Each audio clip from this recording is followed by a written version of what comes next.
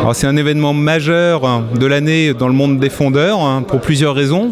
Déjà, c'est une bonne occasion pour les fondeurs de se rencontrer au sein du CTIF, de rencontrer les équipes techniques de CTIF, de partager avec les donneurs d'ordre un certain nombre d'éléments sur l'avenir du monde de la fonderie, de voir avec les techniciens et ingénieurs de CTIF comment on peut faire évoluer le programme de recherche et développement du CTIF pour prendre en compte ces évolutions.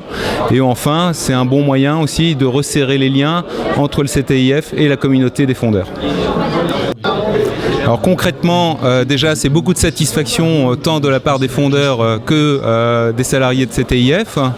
Bien sûr, une vision claire de l'évolution du marché, qu'on ne reste pas sur des débats éthérés, mais qu'on soit vraiment dans une vision concrète de comment va évoluer le marché.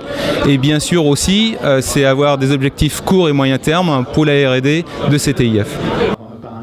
Alors, je dirais qu'il y a 3 grands axes. Le premier qu'on connaît tous dès maintenant, c'est la réduction de la consommation et des émissions. Donc l'objectif, c'est le 2 litres au 100, 50 grammes de CO2 en 2020 pour l'ensemble de nos véhicules. Et puis bien sûr, 2 autres grands axes, c'est la connectivité au sens multimédia, de façon à ce que les conducteurs et les passagers des véhicules puissent utiliser leurs moyens habituels d'accès au système connecté.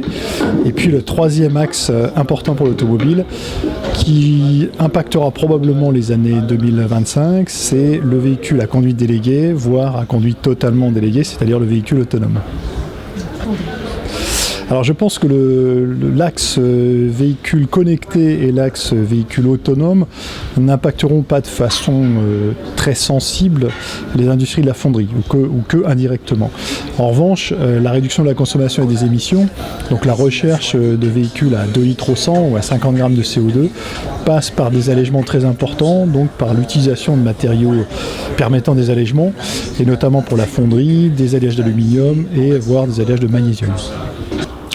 Donc, les nouvelles technologies innovantes pour l'usine vont être portées par les innovations dans les technologies de l'information.